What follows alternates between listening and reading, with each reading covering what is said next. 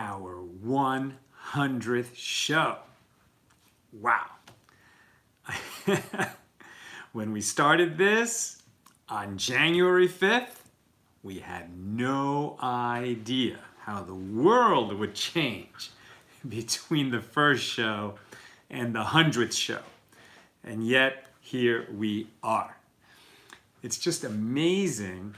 I was recently reflecting on one of the early shows that we did here on AT Daily when we were learning about the Shabbos light, okay? And the plague was just starting to get going, and people were still pretty skeptical about having a lockdown, even social distancing generally. There was a lot of people laughing at it, mocking it. And I was teaching that our sages said you cannot read by the light of a Shabbos lamp because you will come to adjust the wick, which would violate the prohibition on kindling on Shabbos because you might cause a part of the wick to light that wouldn't otherwise. And so there was Rabbi Yishmael, who was a sage, right? He himself was a sage. So he said, okay, I understand the law because most people, don't understand the laws as well as I do, the sage Rabbi Yishmael. But he said, but he would allow himself to read by the Shabbos lamp because he certainly wouldn't forget that it was Shabbos. He understands the prohibition inside and out. So he allowed himself to read by the Shabbos light. And sure enough, he came to move the wick. And then he said, how great are the words of the sages. Even I, Rabbi Yishmael, Yishmael ben Elisha, came to adjust the wick. And when the temple will be rebuilt, I will bring a fat sin offering. And our sages just understood human nature, right? That we can make a conscious decision to change our behavior, but the unconscious desire of the body is so much greater that sooner or later it will just override, our conscious will to follow the rules. And that's why we need fences around the Torah, right? Our sages designed these fences around the Torah to keep us from coming to transgress because they understood human nature so well. Hello, Nina Eigerman in Boston. How are you? Who else is in the house? Where are you tuning in from? Joining us on our 100th episode. It's so great to be with you. I saw James Roth just donated to our nonprofit. Thank you so much, James. Your support is always, always an honor and a privilege for us to receive, and it's going to good use.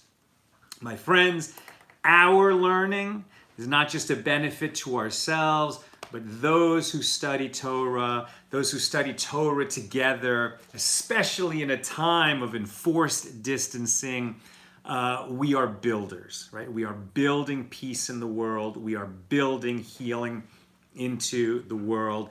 And thank God the technology allows us to keep learning together even during these difficult times. And so this idea of understanding human nature plays right into the page that we're studying today. So let us look. Sue Strauss says, congrats from Chicago. Let me take a look at more of these comments. It's so great. Angelina says, happy 100th. Joe says, good evening. Alice Gross is in from Baltimore. Pamela from Iowa. Yehudit from South Carolina. This is so cool. Stephen in New Hampshire. Cheryl in Indy. Donna Smith in North Carolina. It's fantastic to see you all. All right, and I'll just try to keep an eye on those. And over here, I see on the YouTube side that Deborah's in from Florida. Carolyn from North Carolina. Wonderful, wonderful to have you all with us. Okay, so where are we? Where are we holding in our 100th show? We're studying Tractate Shabbos. We're in chapter 3 and now studying Mishnah number 1. We're continuing our study of Mishnah number 1, and this has to do with cooking. We're now, chapter 3 is all about cooking on Shabbos. And we've been asking the question, can we leave first hot water and then a pot of cooked food on the stove as we enter Shabbat to keep it warm? And we've seen that even our sages disagreed quite a bit about what we can and cannot do. Joe Branson, thank you so much for your support. Our nonprofit needs it. We want to keep our staff employed during this time, and it's wonderful, everybody that supports our work. So even our sages disagreed quite a bit about what was possible, and that kind of disagreement is going to continue. We know that sages will argue with each other. They themselves have different views, but the halacha has to get settled, right? The law needs to be settled so that people know what to do. But even after it had been settled in the times of the Talmud, we see that there came to be different decrees. Sort of the law was established in different ways depending on where you were. One of those big divisions was between the Jewish community in Babylonia and the Jewish community in the Holy Land. People went back and forth. Nonetheless, different customs developed. And so sometimes, even though a law would be decreed, when the sages saw that the custom had sort of advanced to a certain level, and it was, people weren't violating a biblical prohibition, then they might adjust the decree so that the people who had just adopted this practice generally wouldn't be in violation of a rabbinic decree. That's not what we're discussing today, but that was one of the kinds of evolutions in the law that we saw at that time. All right, so today what we're studying is the case of a pot of uncooked food, right? Food that was not significantly cooked. So we saw in the way we understand why is a cholent allowed to cook all through Shabbos so that we can eat it at Shabbos lunch. The reason is because it was significantly cooked. Really, the flavor was all there. The meat was substantially cooked. And it's just a little bit of extra that happens during Shabbat. Even that is a later evolution and a later understanding of the law. In the times of the Talmud, they probably would not have allowed the cholent to cook, all right?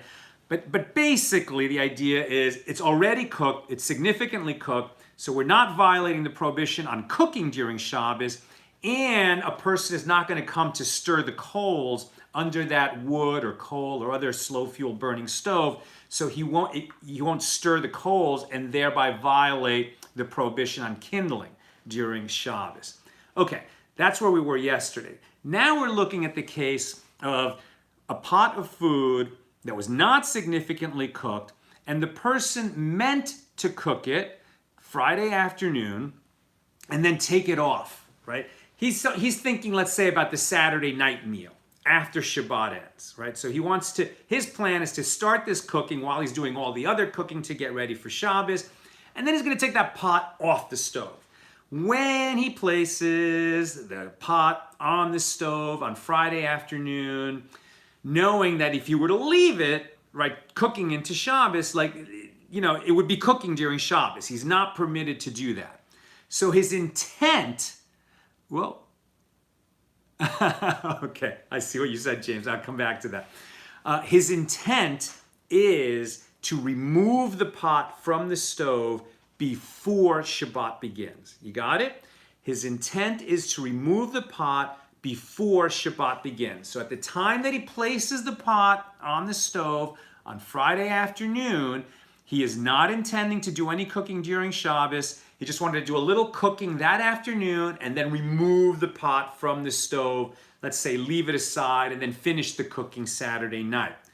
But he forgot. He forgot, right? He meant to take the pot off the stove, but he got busy with other things, and now it stayed on and Shabbat came in. So the question is, this food, which is now cooking during Shabbat in a prohibited manner, by accident, what do we do with it? What do we do with the food that's in that pot? Can we eat that food? Can we not eat that food? That was the question that was put to Rabbi Chiya bar Abba. And what did Chiya say? He said, I'm not sure. I need to think about that, right? So it was not a simple question. The halacha, the law was not clear. And Rabbi Chia said, I need to think about that. And he thought about it overnight. So that's the first clue we have, that in these kinds of matters, it's not simple, right? It's not simple. And we really have to understand what's going on here because, excuse me, when we talk about the law of the land, right? You steal from a store, you get caught, you're going to go to jail, right? So the laws of the land, generally the criminal law or the corporate law, you violate these laws and the contract can be torn up, you can be fined by the SEC, right? It's all trying to create behavior in a society according to our principles of what is a good society and how people should treat each other. That's the world that we live in. When we're talking about halakha, right, and particularly helping Jews regulate their behavior vis-a-vis the Holy One, right? I mean, if you cook on Shabbos when you're not supposed to cook on Shabbos, who are you hurting? I mean, if somebody comes to eat food that they shouldn't have eaten, okay, so then you're hurting that person too. But it's not that they're going to be physically hurt. It's not that, some terrible thing is going to happen where people are going to hurt each other. It's that you will be out of, what's the word that I'm looking for? I mean, you will have just done something that was prohibited vis-a-vis the laws of heaven, right? And so you will have come to commit a sin not against another person, but against heaven. And so our sages are passing laws, right? It's not that if you violate the decrees of the sages that you're going to be whipped. I mean, there actually was lashes. That's one of the punishments in the Torah for violating Shabbos. But a more typical punishment is that you will be excised from the Jewish community or even have an early death. But it's all at the hands of heaven, right? So in other words, our sages are creating principles to help people who want to follow the dictates of heaven. Do you understand? If you're not a religious person, if you don't care, right, whether you're in conformity, that's the word I was looking for before, if you don't care whether you're conforming with the mandates of heaven, so then these decrees are just not going to be that meaningful to you. But if you're a person who says, you know what, I'm a soul. I was sent here for a mission. In order for me to fulfill my mission as a Jew, I have to live like a Jew. I didn't sign up, right, to be commanded. I was just having this conversation with my son the other day, telling him like what his obligations are. And teenagers are teenagers, right? So teenagers say, why do I have to do this? My friends aren't doing this. Because even in an Orthodox Jewish community, some families are more religious than others, and so you can argue with me and say, well, I know people who don't do this. And I say, look, first of all, this is how our family conducts itself. Second, we didn't sign up, right? If you're a Jew, you didn't sign up to be commanded by these laws.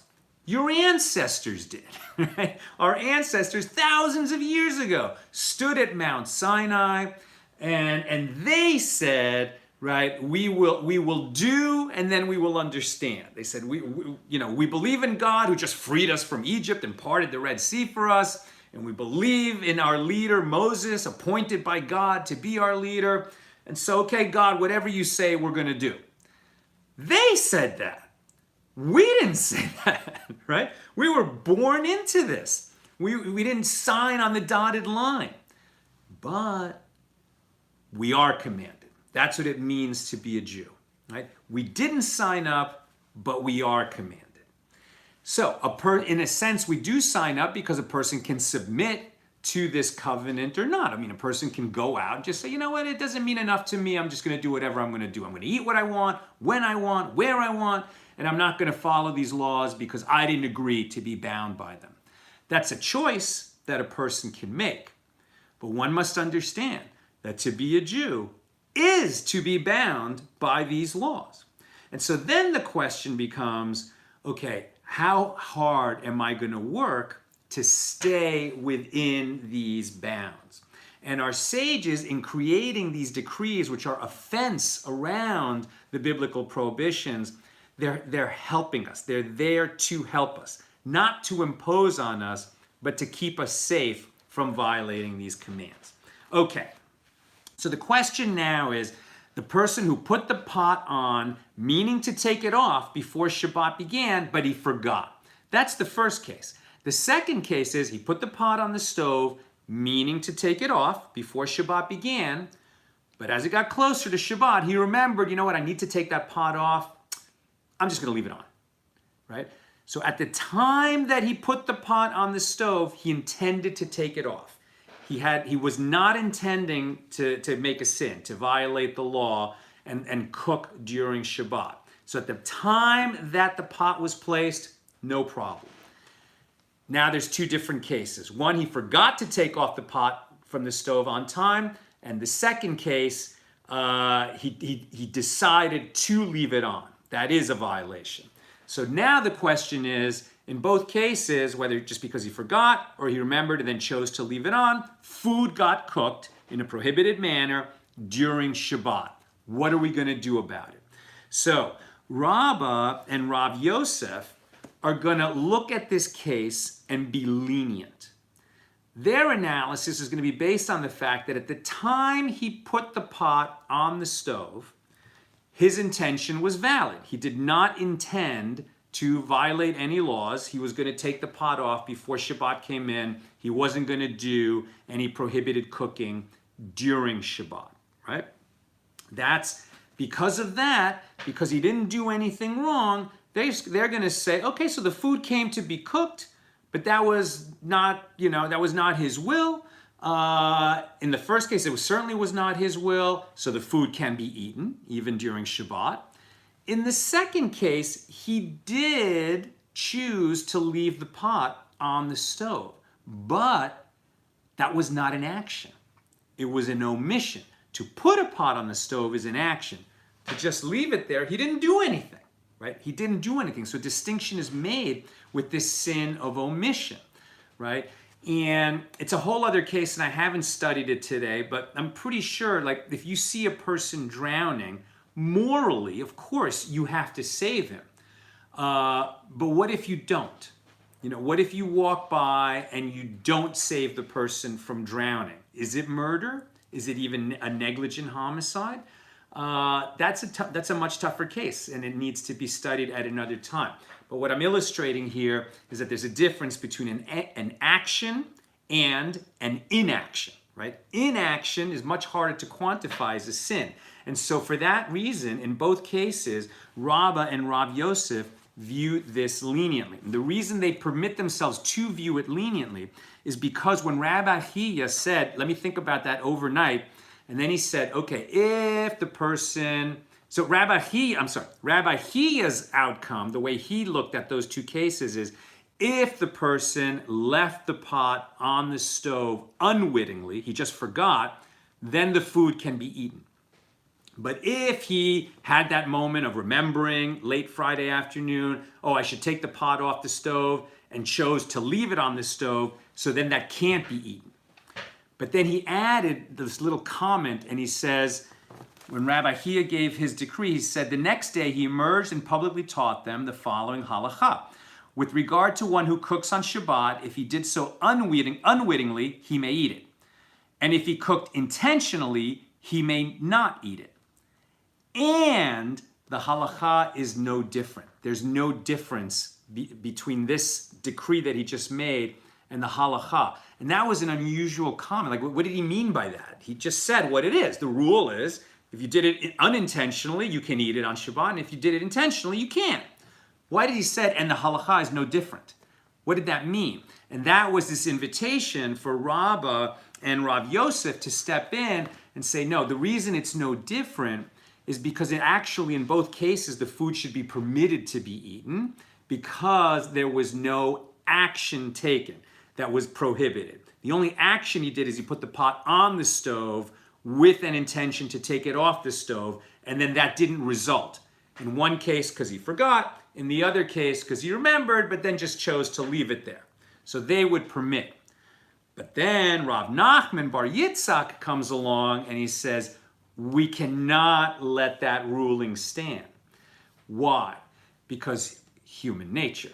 human nature is, now that Rabbi and Rav Yosef have made this ruling that the food is going to be permitted on Shabbat, even in the case of somebody who remembered and then just let it be, people are going to come and say that, well, I put the food on to cook. I meant to take it off and I forgot. And whether they really forgot or they didn't forget, they're going to abuse the leniency of the earlier ruling. So Rav Nachman Bar Yitzchak comes along and he says, no. You put that food on to cook before Shabbat and you meant to take it off and then it stayed on. Whether you did it on purpose, you remembered and left it on, or you just forgot that the pot was there and it stayed and cooked, in either case, you can't eat the food. You cannot eat the food on Shabbat because people will come to abuse the loophole. And even in the case of people who, forgot, and it was truly just a negligence, right? They didn't mean to do anything wrong. People will come to abuse that leniency that the earlier sages had given. He said, we're not going to let them do that. We're going to protect people from starting to use this loophole in order to do prohibited cooking on Shabbos. Now, where did the law ultimately come out on this question? I'll just read it to you. One who cooks on Shabbat. If one unwittingly cooks on Shabbat for himself or for others, it is prohibited to eat the food on Shabbat itself, but it may be eaten immediately after Shabbat. If one cooks the food intentionally, if he intentionally cooks food on Shabbat, others may eat it after Shabbat. However, the one who cooked it intentionally is forever prohibited from eating that food. Now you may ask, okay, this person who intentionally violated Shabbat, does he care, that the sages said he may never eat that food? Isn't he a person who already is sort of outside, the normative rules of Shabbat, and he's not going to care what the sages said of him? But it's not really like that, right? Because the fact is, in the Jewish world, there's just so many different levels of observance, and people here and people there, and people generally, they commit to a course that they're on. People who want to grow in observance, that's certainly our journey. Before I talked about this in the past, I'm not going to tell these stories now.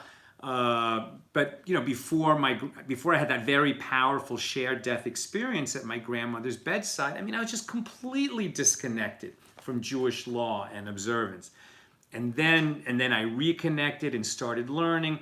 And then for many years, I was learning, I was excited, but our level of practice was loosey-goosey. Right? And I was looking, for ways to justify doing what I want to do. Over time, I became more strict with myself, more committed to following the law. And eventually, I would say that I went from being a Reform Jew to being a conservative Jew. Let's put it that way.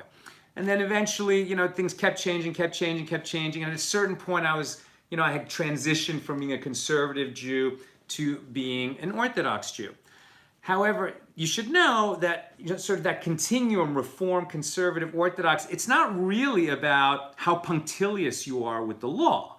Those movements, the Reform and Conservative movements, are also different philosophically, right? They're different philosophically. And people need to think about, not only what they're doing, but why they're doing it. And so the more that we study laws like this, the more we come to understand, okay, the sages didn't make rules just to impose on us and keep us together as a community. They thought these things through very carefully. And what they were trying to help us do is to live not only a life of faith, but a life of consistency, consistent with our principles, consistent with our moral principles, and consistent with the relationship that we want to build with our Creator.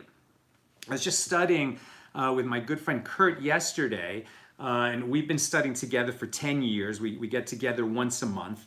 And for the last, I don't know how many years, we've been studying Pirkei Avos, the chapters of the fathers. And one of the things that we're talking about there is, is like what does it mean to have a relationship with God, right? God is very much the strong and silent type.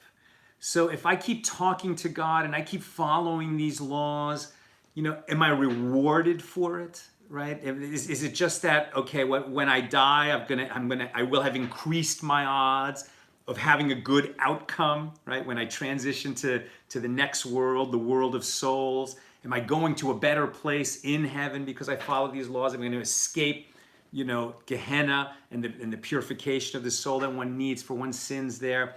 Is that the reason why we do everything? And we conclude, that's not the reason. Of course, that's important, right? That ultimate reward is important, and it is used to motivate people.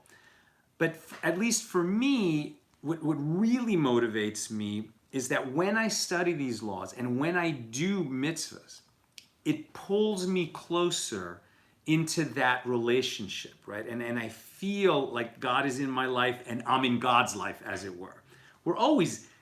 God's presence is all the time, right? We're in the throne room of the King at all times. But we don't think about that. We just take him for granted because he's so quiet. And we just do what we want to do. But when we come to sort of add boundaries into our life and around our behavior and aspire to do more and to do better, then it changes how we live and it changes how we are. And we do come closer to being that mensch, right? That man or woman that we aspire to be. And limiting our behavior, it's not a form of curtailing our freedom. It actually expands us. It raises us up higher because, as that great Jew Bob Zimmerman said, also known as Bob Dylan, you got to serve somebody, right? If you serve yourself, you won't get that far. That's the truth. When you serve the one who created all of us, you come to naturally serve others. You want to be of value, not only to God, but to all God's children. And you climb higher, you do better. So, that was actually a longer digression than I expected. But this idea that our sages really intuit how people think and how they aim to circumvent the limitations on their life in a way that's convenient for them is a principle that we really need to understand. We need to understand that about ourselves and understand that our sages and God himself, they're not trying to limit us. They're trying to free us, and they're trying to help us understand ourselves, right? Because the body is the body. The body wants, right? The body is hungry all the time. We want pleasure. We want food.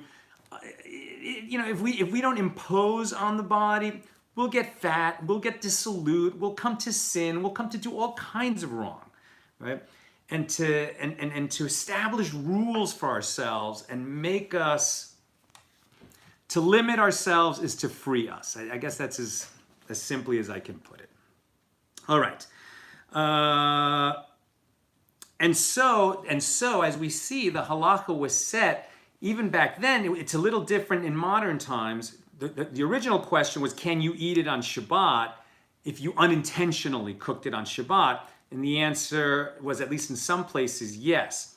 But now the law is, if you unintentionally cook it during Shabbat, you can't eat it on Shabbat. You can eat it after Shabbat if it was unintentional.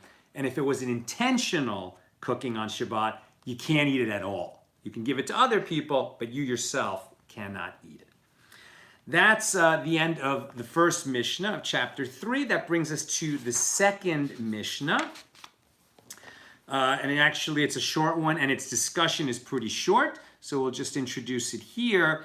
And that is, the laws were stated with regard to a stove. The laws that were stated with regard to a stove were specific to a stove's unique structure and the manner in which it retains heat. However, with regard to other baking machines, apparatuses, i.e. an oven or a kupach, there are different rules, right? Now you got to picture this in the ancient world. Everything was made out of either of clay or of stone. When it came to cooking, the pots were made out of metal. So we've been discussing what you can leave on the stove and how hot the stove can be, and if you can leave it and how much heat is going to be added. So the second Mishnah is now distinguishing between a stove and a pot gets cooked on top of it, and an oven where the pot gets inserted into it, and this intermediate device called a kupach, which is sort of like half oven, half stove, right? And this picture that I actually showed yesterday, this is the kupach, right? It acts like a stove because you can put a pot on top of it, but it acts like an oven because you put the fuel right in there, and then you can put the pot on that lower shelf right next to the fuel.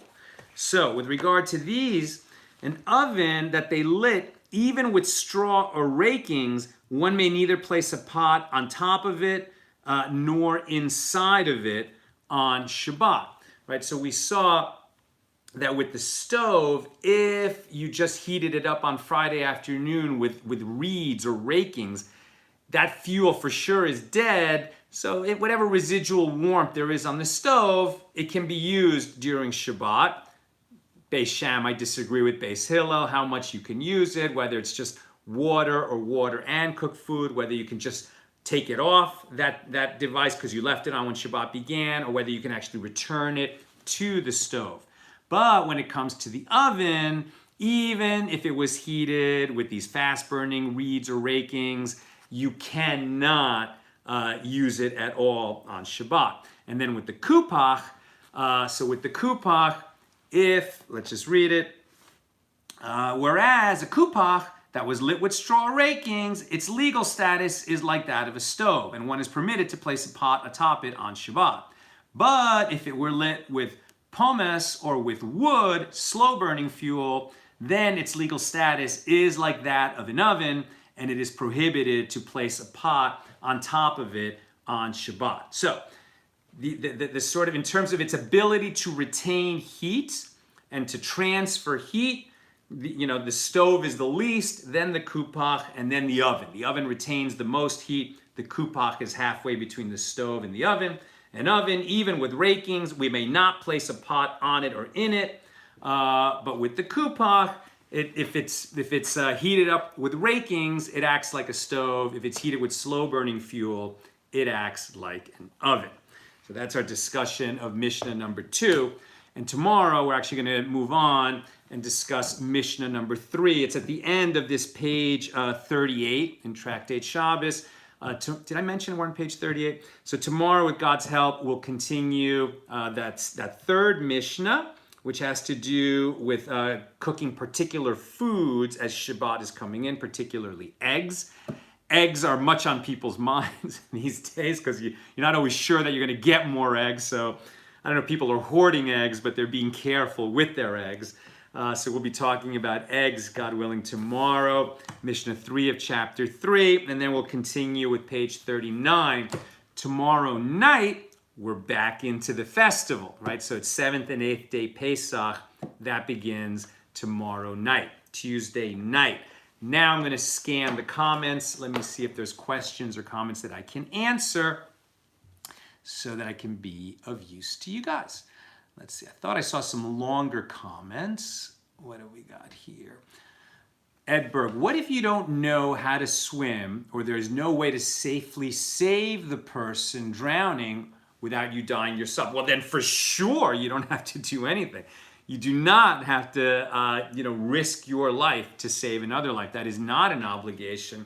It may even be that you're not obligated to try. I don't know. We need that's for another day. I'm not prepared to talk about that question. I'm pretty sure that just under the law of the land, right, American law, that if you see a person drowning and you don't attempt to save them, you haven't committed murder. Morally, I mean, you're a repugnant person. But you didn't break a law if you didn't try to save them. Under Jewish law, I'm not sure. For sure, we put life and we put the preservation of life above all things. And so we certainly have discussed many times that it is perfectly legal to violate Shabbos, right? Shabbos is one of the 10 commandments. It's a big deal to violate Shabbos. But in order to save a life or even to avoid endangering a life, we do violate Shabbos, right?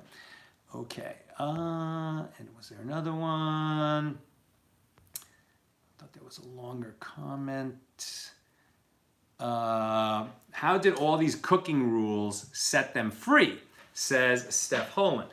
Well, look, the idea is you're free in the sense that you're now part of a system and you're living in a way which is consistent with God's will. If you're just figuring it out as you go along, right? If you say, I'm not going to serve anybody, I just want to be free, I want to live my life, I want to be happy. So then every day you're deciding what's right and what your mission is. It's a kind of a randomness. When one submits to live under a regime that is not created by man, like the idea is, why should we follow the Torah? Why should we follow God's law? Because that is a gift that we were given by God, right? God told us how to live. Now that's for the Jews. But all people have been given 7 commandments. Those are called the Noahide commandments.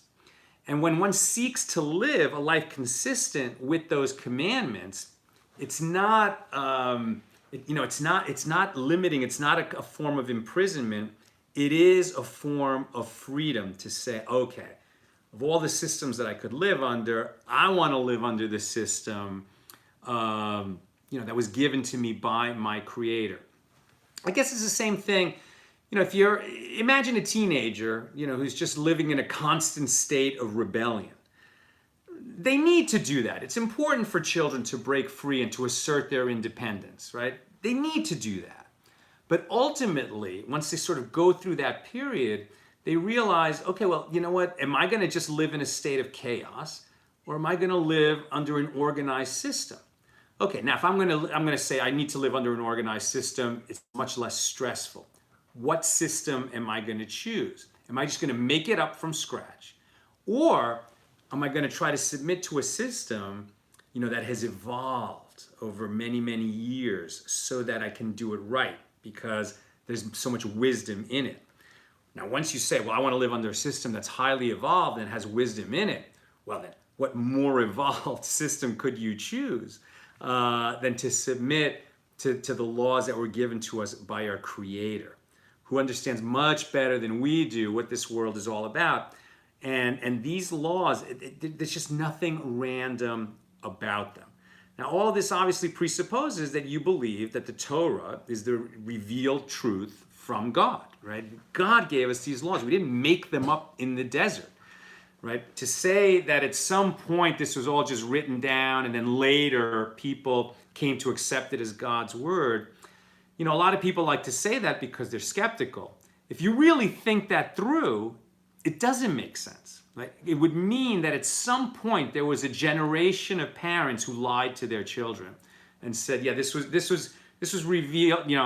I know that this was not revealed at Mount Sinai. I'm going to tell my kids it was. There would have had to have been a generation that lied like that. And there was no generation like that because people don't do that, not millions of people. Right? This is the only revelation in the history of mankind that didn't come from one seer, one prophet. Right? A whole nation stood at Mount Sinai and was given and received these laws through an incredible manifestation. Why has God sort of not manifest in that way in every generation or even since that time?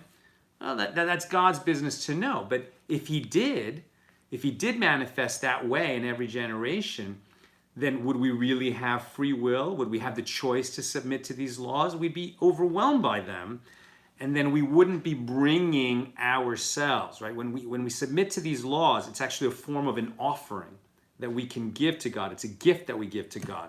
In the same way that when children, act like mensches, because like they do what their parents tell them because their parents tell them, the parents understand better than the kid why the wisdom that we're trying to pass on is valuable. The kid just doesn't have enough experience to really realize why, right? So if they just do it because the parent told them to, it gives the parents a kind of joy and a pride, right? And they know that the kid the kid does it because they trust the parent.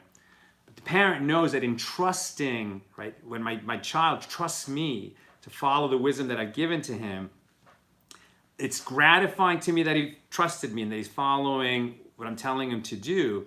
But I also know it's what's best for him. That's why I transmitted that wisdom to him, because ultimately he'll just have he or she will have a more fulfilling life.